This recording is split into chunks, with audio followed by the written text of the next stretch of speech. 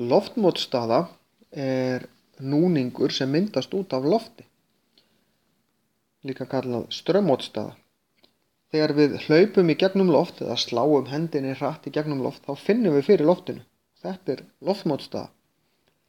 Þegar eitthvað fyrirbæri þarf að fara mjög hratt eins og flugvélar, þá þarf að hanna þær þannig að þær myndi sem minnst á loftmótstöðu til þess að spara eldsneyti og bara auðvelda þeim að fljúga. Dýr sem fljúga eins og fuglar eru með mjög litla loftmótstöðu.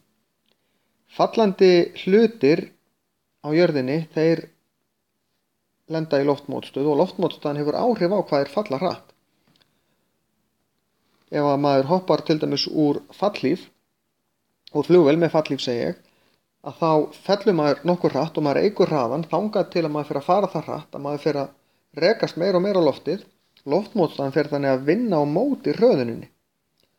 Þangað til að loftmótstaðan vinnur algjörlega á móti hröðuninni og maður hættir að auka hraðan. Þá er maður búinn að ná einhverju sem við köllum lokarhraða. Svo þegar maður opnar fallhlífina þá hægist á manni.